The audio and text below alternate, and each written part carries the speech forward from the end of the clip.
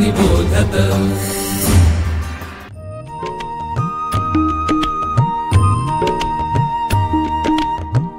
विवेकी अक्षर विवेकी लेखन सुश्राव्य वाचन श्रवणार्थ चरित्रे संस्कारी धीरवीर गाथा रम्य बालकथा अनुभवा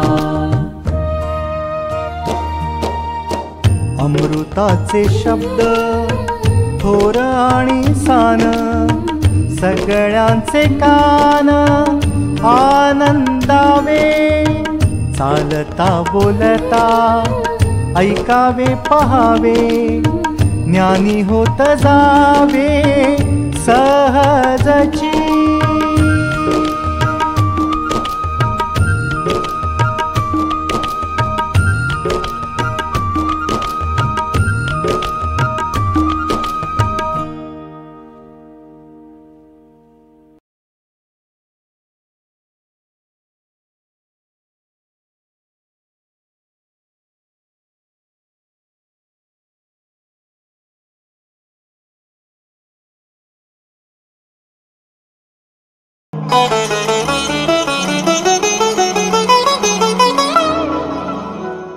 नमस्कार।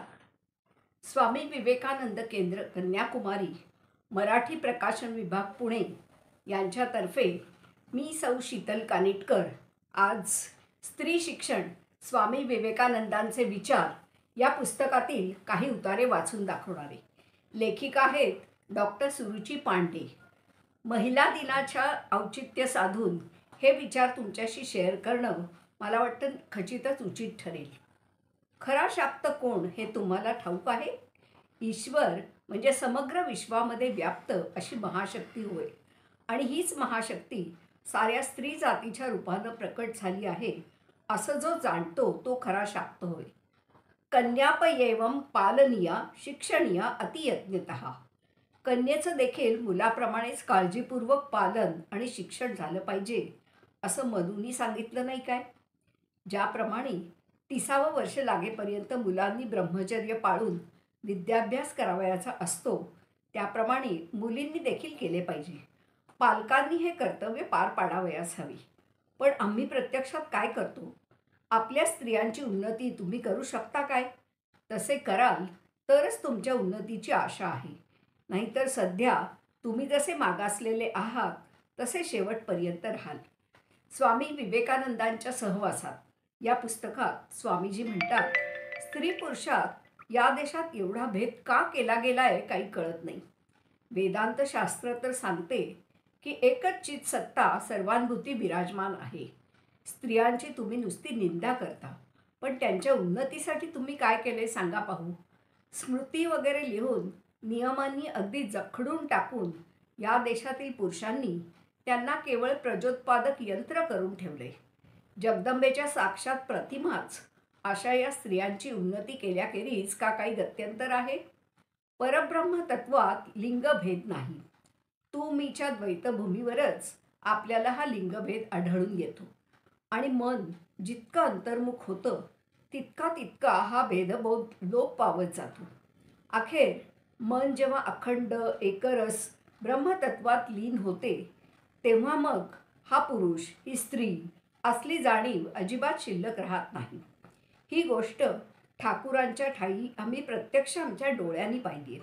म्हणून म्हणतो की बाह्यतः स्त्री पुरुष हा भेद असला तरी स्वरूपतः मात्र कसलाच भेद नाही। मग पुरुष जर ब्रह्मज्ञ होऊ शकत असेल तर स्त्रिया का नाही होऊ शकणार? एवढ्यासाठीच म्हणत होतो की कालांतराने स्त्रियात जर एखादी स्त्री ब्रह्मज्ञ होईल तर तिच्या व्यक्तिमत्वाच्या प्रभावाने हजारो स्त्रिया जागृत होतील आणि त्यामुळे देशाचे व समाजाचे कल्याण होईल। सर्व प्रकाशक आत्मतत्वाचा जेव्हा साक्षात्कार होईल तेव्हा आढळून येईल की हा स्त्री पुरुष विषयक भेदबोध समूळ लुप्त झालाय। तेव्हा स्त्रियांकडे ब्रह्माची रूपे म्हणून पाहू शकतील। ठाकूरांच्या बाबतीत आम्ही आमच्या डोळ्यांनी पाहिलेत की साऱ्या स्त्रियांबद्दल त्यांच्या ठिकाणी मातृभाव असे। आम्ही प्रत्यक्ष पाहिलेत ना या गोष्टी, म्हणूनच तुम्हाला तसं व्हायला इतकं सांगतो। आणि गावोगावी स्त्रियांसाठी शाळा उघडून त्यांना शिक्षित करून वर आणायला सांगतो. स्त्रिया शिकून सवरून जर उन्नत झाल्या तरच ना तुमच्या मुलाबाळांकरवी देशाचे मुख उज्ज्वल होणार, तरच ना देशात विद्या, ज्ञान, शक्ती, भक्ती वगैरेची जागृती होणार. भारतात स्त्रियांची जी अवनती झालेली आहे ती पाहून स्वामी विवेकानंदांचं मन कायम दुःखाने व्याकुळ होत असे.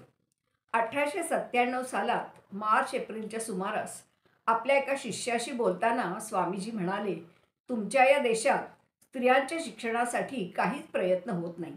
शिकल्या सवरल्याने स्वतः तुम्ही मात्र माणसात येता, पण तुमच्या सुखदुःखाच्या ज्या वाटेकरणी प्राणपणाला लावून ज्या तुमची सेवा करतात, स्त्रियांना शिक्षण देण्यासाठी, त्यांची उन्नती करण्यासाठी तुम्ही काय करता? आजच्या काळात कदाचित एखाद्याला असं वाटू शकेल की एव्हाना तर आपल्या देशात स्त्रियांसाठी शिक्षणाचा प्रसार झालाय की, स्त्रियांना अनेक कार्यक्षेत्रात संधी मिळते की, मग आता स्वामीजींनी स्त्रियांबद्दल जे विचार मांडले त्यांचा सखोल अभ्यास करण्याची काय गरज आहे? याच्या अनुषंगाने आपण थोडासा विचार करायचा आहे. पहिली गोष्ट ही की स्त्रियांना शिक्षणाची संधी पूर्वीपेक्षा नक्कीच अधिक चांगल्या प्रकारे उपलब्ध झाली आहे, हे तर खरं. परंतु हे सर्व स्त्रियांच्या बाबतीत खरं घडू शकत नाही, ही देखील वस्तुस्थिती आहे. अजूनही भारतात सर्व राज्यांमध्ये शिक्षणाचा सर्वदूर प्रसार झालेला नाही. कधी दुर्गम भागात, कधी ग्रामीण भागात किंवा शहरात राहणाऱ्या संकुचित मनोवृत्तीच्या माणसामध्ये घरातला खर्च वाचवायचा एक मार्ग म्हणून स्त्रीचं शिक्षण बंद करून टाकलं जातं. म्हणून स्वामीजींनी 1897 मध्ये म्हटलं होतं, सर्वसामान्य लोकात आणि स्त्रियांपर्यंत जोवर शिक्षणाचा प्रसार होत नाही तोवर काहीही साधणे शक्य नाही.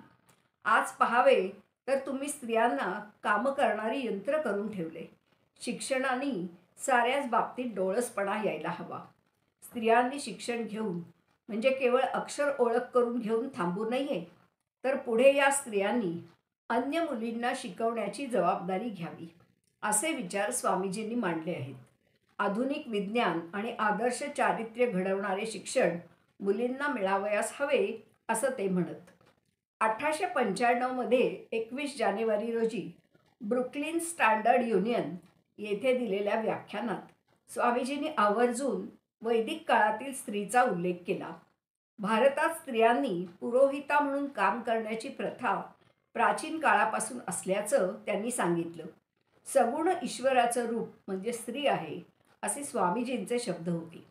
स्त्रियांच्या अवनतीमागे ऐतिहासिक कारणे दडलेली आहेत, हे स्वामीजींनी 1898 सालातील एका मुलाखतीत सांगितले.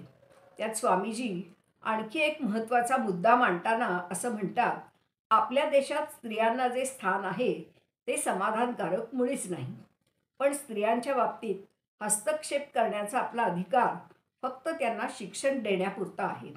स्वतःच्या समस्या स्वतःच्याच पद्धतीने स्वतः सोडवता येण्याची क्षमता स्त्रियांना लाभली पाहिजे.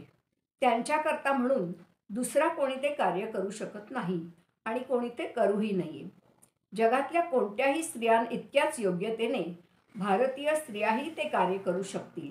स्त्रियांना पूर्ण स्वातंत्र्य देण्याचा विचार इतक्या निस्संदिग्धपणे अन्य कुणीच क्वचित मांडला असेल. स्वामीजींच्या विचारामागे खरं मर्म आहे त्यांच्या परिपक्वते. 25 सप्टेंबर 1894 रोजी आपल्या सर्व गुरुबंधूंना उद्देशून लिहिलेल्या पत्रात स्वामीजींनी म्हटलं होतं, स्त्री पुरुष भेद मुळापासून उपटून टाकल्याशिवाय मी स्वस्थ बसणार नाही. आत्म्यामध्ये का कधी लिंगभेद असतो? हा स्त्री पुरुष भेद पूर्णपणे दूर करा. सर्व काही आत्माच आहे. स्वामीजींच्या शिक्षणविषयक विचारांचा गाभा जर आपण समजून घेतला तर स्त्रियांसाठी काम करताना आपल्यासमोर कायम एक मोठी चौकट राहील. धन्यवाद.